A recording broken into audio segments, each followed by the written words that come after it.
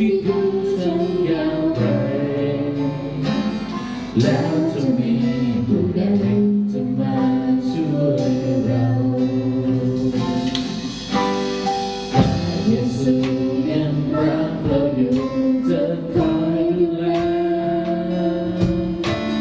เราอ่อนแอพระองค์มีความเข้มแข็งเป็นกำลังและเรี่ยวแรงที่เราเดินก้าวไปขอให้เราได้วางใจในพระองค์มีใจปวดร้าวเจ็บปวดความทุกข์ใจเป็นความเลวร้ายคงจะจนหนทางจะอธิษฐานให้พระองค์คอยดูแลทุกอย่างฝากความหวังที่พระองค์จะพึ่งพาพระองค์ผู้เดียว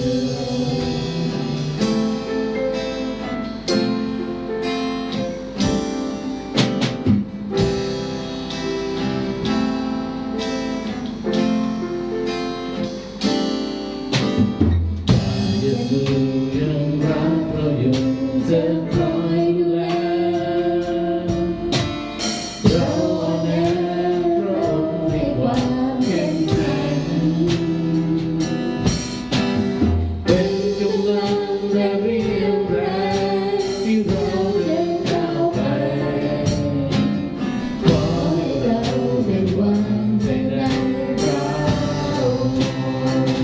มีใจปวดร้าวเจ็บกับความทุกข์ใจกับความเลวร้ายคงจะจนหนทางจะอธิษฐานให้พระองค์คอยดูแลทุกอย่างฝากความหวังที่พระองค์จะพึ่งพาพระองค์ผู้เดียวเมื่อใจปวดร้าวเจ็บกับความทุกข์ใจกับความเลวร้ายคงจะจนหนทางจะอธิษฐานให้พระองค์คอยดูแลทุกอย่างฝากความหวังที่พระองค์จะพึ่งพาพระองค์ผู้เดียว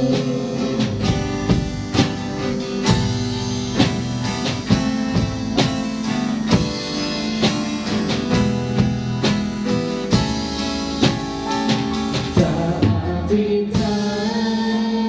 ให้พระองค์คอยดูแลทุกอย่างฝากความหวังที่พระองค์จะพึ่งพาพระองค์ผู้เดียวฝากความหวังที่พระองค์จะพึ่งพาพระองค์ผู้เดียว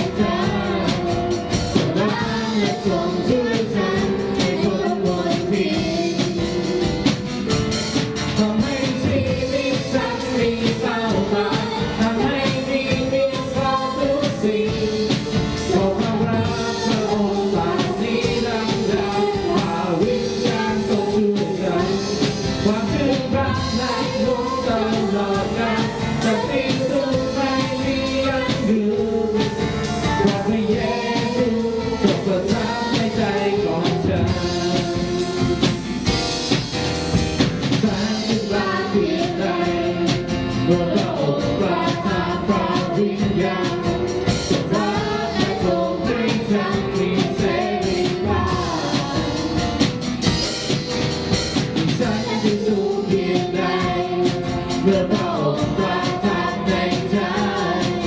ก็รักและทรงช่วยฉันให้พ้นมนทินทำให้ชีวิตฉันมีเป้าหมายทำให้เพียงพอทุกสิ่งขอพระรักพระองค์ปากนี้รักเราพระวิญญาณทรงช่วยเราความชื่นบานในดวงตลอดกาลจะเป็นสุขไม่มียั้งยืนเพราะพระเยซูทรงประทานในใจของฉันทำให้ชีวิตฉันมีเป้าหมายทำให้มีเพียงพอทุกสิ่งขอพระรักพระองค์ปากนี้รักแรงพระวิญญาณทรงช่วยเราความชื่นบานในดวงตลอดกาลจะเป็นสุขไม่มียั้งยืนขอพระเยซูขอพระเยซูขอพระเยซูขอพระเยซูขอพระเยซูขอพระเยซูขอพระเยซูขอพระเยซูทรงประทับในใจขอพระเยซูทรงประทับในใจของฉัน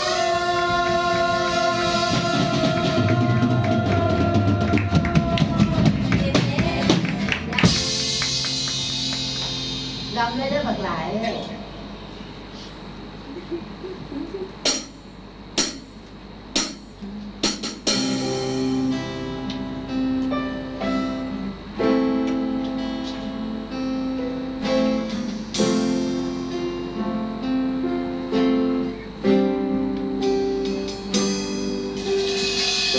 ผู้ใดจะขึ้นไปบนภูเขาของพระเจ้า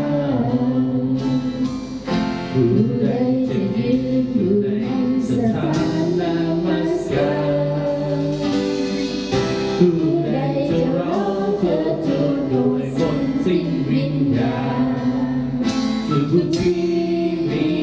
มือและใจสะอาด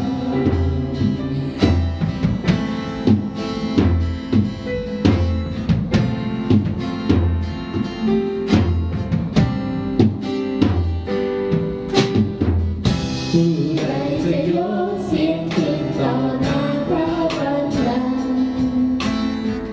ผู้ใดจะใช้น้ำมันประพรมแทนบูชา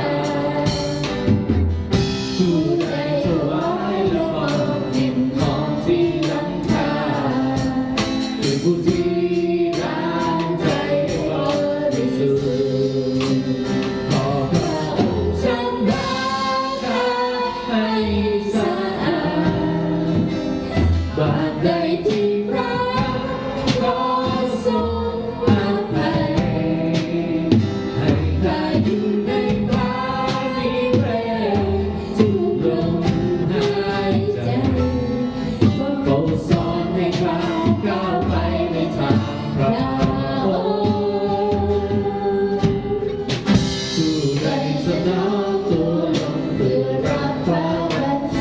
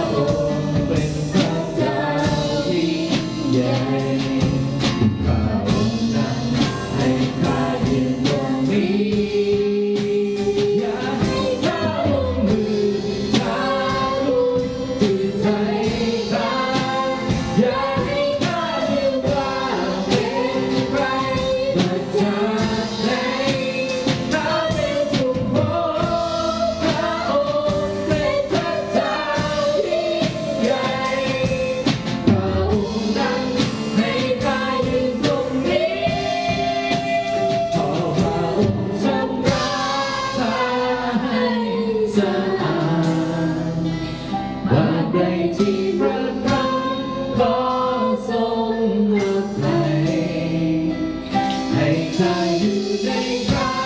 นิเวศทุกลมหายใจโปรดสอนให้ข้าก้าวไปในทางพระองค์ผู้ใดจะน้อมตัวลงเพื่อรับพระบัญชาผู้ใดแสวงหาพระธรรมอย่างสุดหัวใจผู้ใดจะได้เห็นแก่ธรรมตามน้ำพระทัย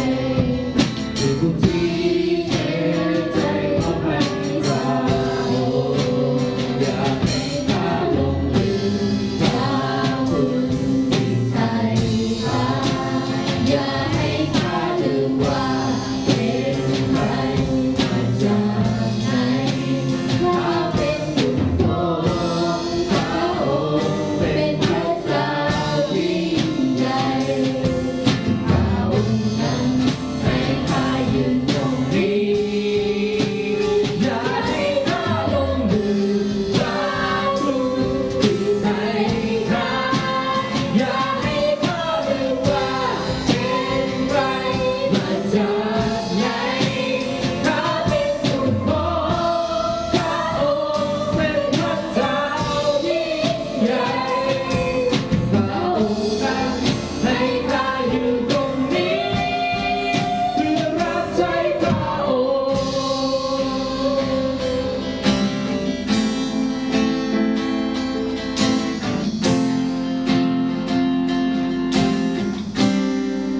เพื่อรับใช้พระ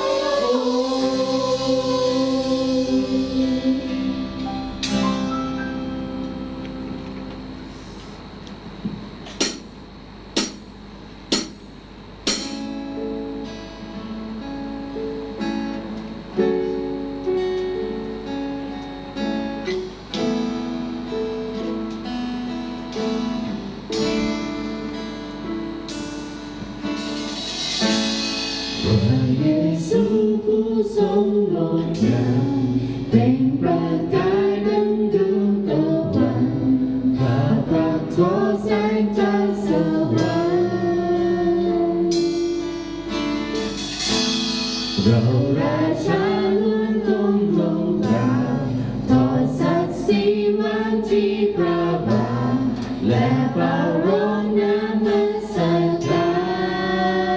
ร พระองค์ทรงสมควรแด่ทุกคำสรรเสริญพระชาพระสิริขอพระเกียรติเป็นของพระองค์ผู้ทรงเป็นอัลฟาและเป็นโอเมก้าครอบครองทุกๆสิ่งทุกเพลงสรรเสริญเป็นของพระองค์สุรเสียงก้องดังนำดาวเปลวไฟลุกที่ดวงพระเนตรพระหัตถ์พระองค์ทรงฤทธาไม่มีน้ำใดอาจเปรียบไม่มีน้ำผู้ใดอาจเทียบพระเยซูพระเจ้าของเราพระองค์ทรงสมควรแด่ทุกคำสรรเสริญพระชาพระสิริขอพระเกียรติเป็นของพระองค์ผู้ทรงเป็นอัลฟาและเป็นโอเมก้าครอบครองทุกๆสิ่งทุกเพลงสรรเสริญเป็นของพระองค์พระองค์ทรงสมควรแด่ทุกคำสรรเสริญราชาพระสิริขอพระเกียรติเป็นของพระองค์ผู้ทรงเป็นอัลฟาและเป็นโอเมก้าครอบครองทุกๆสิ่งทุกเพลงสรรเสริญเป็นของพระองค์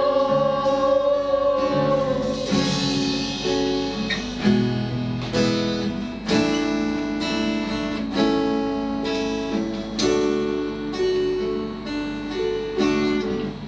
สิ่งที่มีเป็นของพระองค์ถวายคืนแด่พระองค์ทุกคำสรรเสริญทุกลมหายใจถวายเพียงแด่พระองค์ทำสิ่งที่มีเป็นของพระองค์ถวายคืนแด่พระองค์ทุกคำสรรเสริญทุกลมหายใจถวายเพียงแด่พระองค์พระองค์ทรงสมควรแด่ทุกค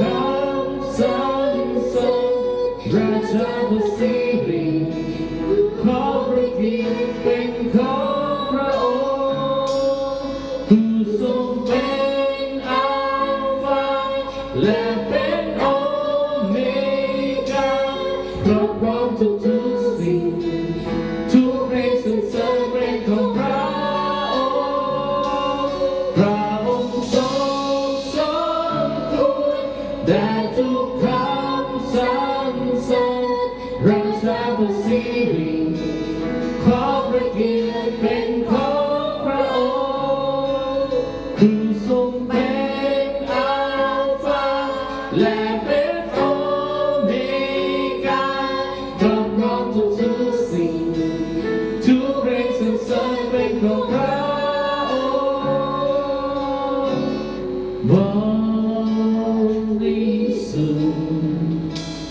พระองค์บริสุทธิ์พระนามพระองค์ทรงบริสุทธิ์บริสุทธิ์พระองค์บริสุทธิ์พระนามพระองค์ทรงบริสุทธิ์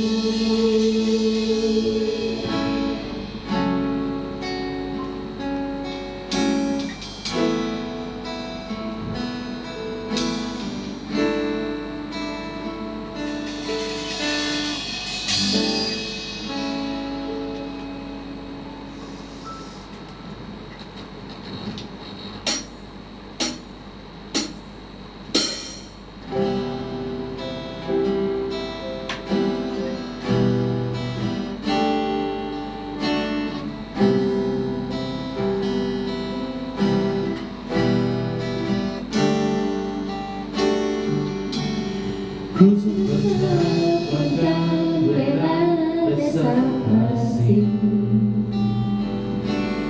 ผู้ได้นำวิดวงดาวใหญ่น้อยและฟ้าสวรรค์ไม่มีผู้ใดจะเทียบพระองค์ไม่มีน้ำใดที่จะกู้บุญการสรรเสริญนอกจากพระองค์ผู้ทรงประทานความฟ้าให้บรรดาสิ่งทั้งปวง ขอโทษค่ะ ผู้ทำให้ได้ให้พื้นแผ่นดินและน้ำทั้งหลายไม่มีผู้ใดจะเทียบพระองค์ไม่มีน้ำใดที่จะคู่ควรการสรรเสริญนอกจากพระองค์ตัวพระสวรรค์ทุกสิ่งสรรเสริญพระนามเราทุกสวรรค์รวมกันนำพระสถานตัวที่แล้วฉันเปล่งเสียง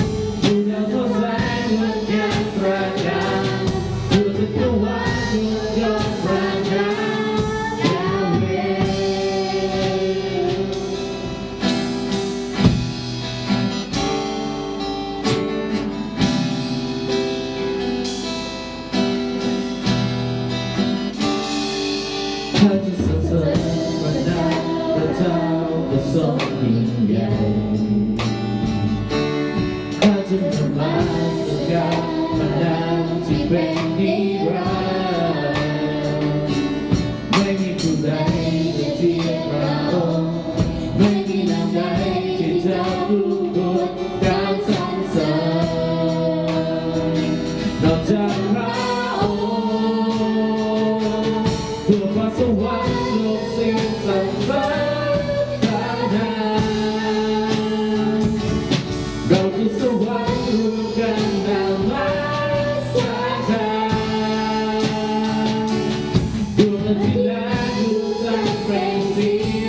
บูรณาสดใสงดงามประการทั่วจักรวาลยกย่องพระนามยาเวห์ทั่วฟ้าสวรรค์ยกเสียงสรรเสริญพระนามเราทุกสวรรค์รวมกันนำมาสร้างทางดวงอาทิตย์และดวงจันทร์เปล่งสีบูรณาสดใสงดงามประการทั่วจักรวาลยกย่องพระนามยาเวห์